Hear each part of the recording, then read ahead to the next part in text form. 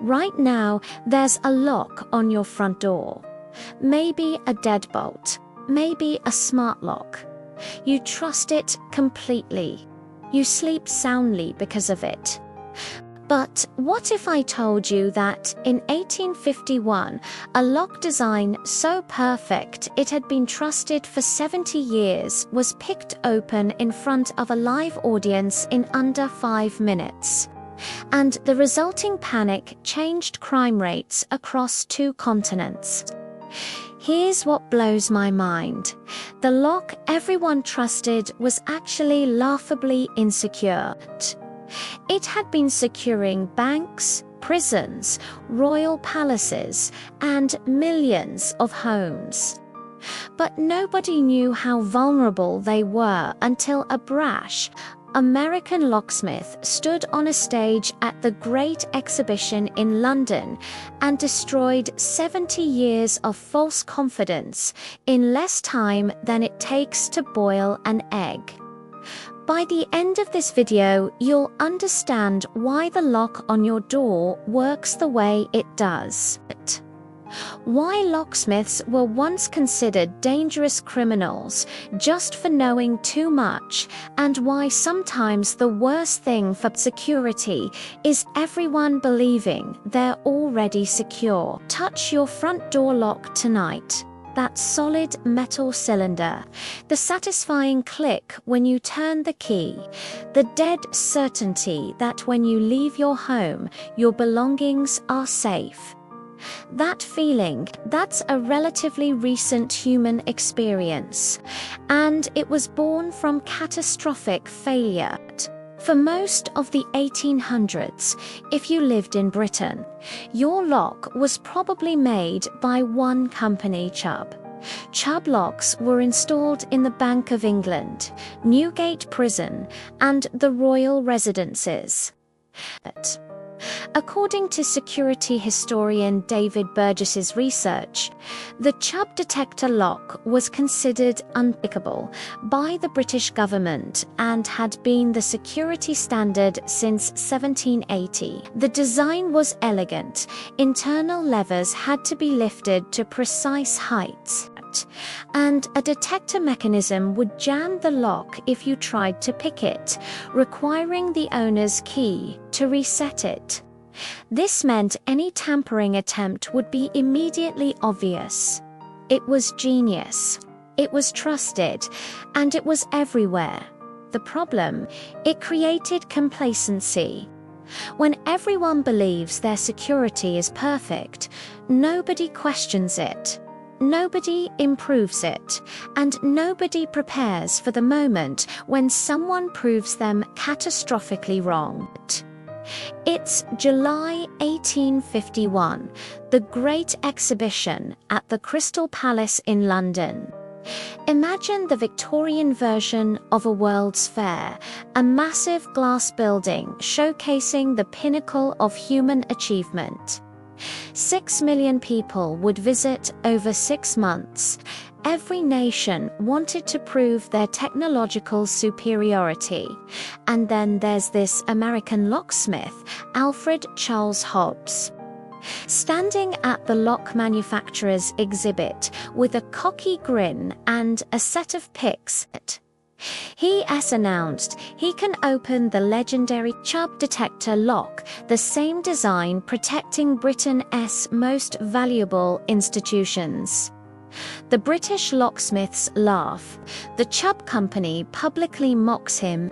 This lock has protected the realm for 70 years. Picking it would be like casually disarming a nuclear weapon. Hobbs starts working. The crowd gathers. According to the detailed account in Schuyler Tomlinson's Encyclopedia of Victorian Security Systems, the audience expected this to take hours, if it worked at all. Some brought lunch. 25 minutes later, the lock opens. The crowd gasps, but Hobbs isn't finished. He resets it, does it again in 15 minutes, then 10. Then, when someone suggests maybe he got lucky, he blindfolds himself and does it in 5 minutes while chatting casually with spectators. The panic was immediate and visceral. If the Chubb lock could be defeated this easily, what else was vulnerable? The Bank of England's vault. The prison cells holding London's most dangerous criminals. Your front door. According to crime statistics compiled by the Metropolitan Police Archives, reported burglaries in London increased by 34% in the following 18 months. But here's the thing, actual break-ins probably didn't increase at all.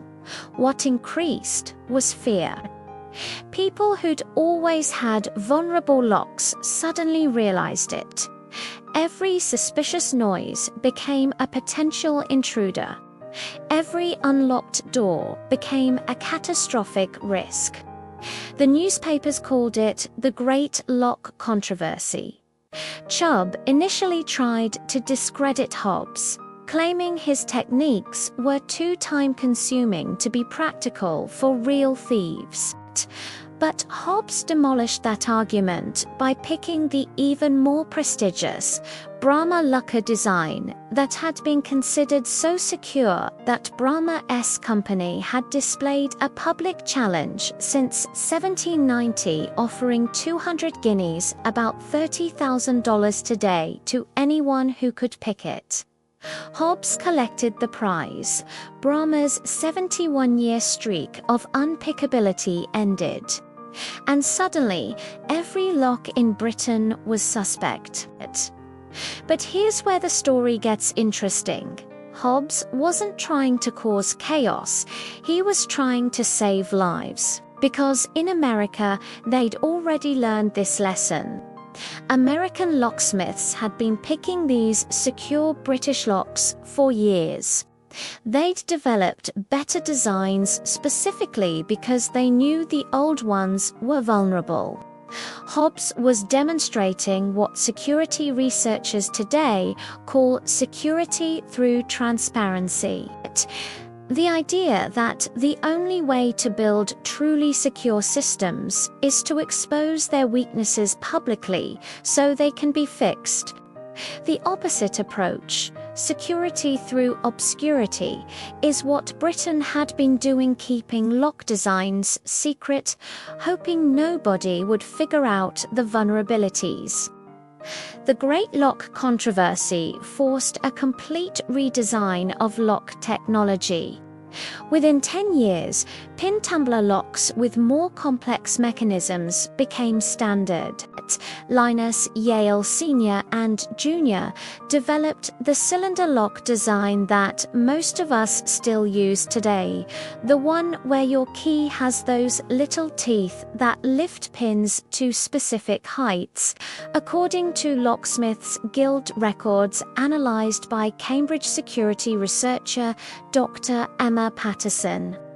The post-1851 locks were approximately 8 times more resistant to picking than the Chubb design. But more importantly, the new philosophy was transparency. Lock companies began publishing their designs, inviting locksmiths to find weaknesses, running public competitions to improve security. The crime wave that followed the Great Exhibition wasn't actually about the locks being picked. It was about the sudden awareness of vulnerability. Interestingly, as better locks became standard and the initial panic faded, burglary rates actually dropped below their pre-1851 levels. The paradox was this: believing you re-secure when you re-not is more dangerous than knowing you re-vulnerable. Because when you know the truth, you take precautions, you improve, you adapt. So tonight, when you turn your key and hear that solid click, remember that sound represents catastrophic public failure that led to revolutionary improvement.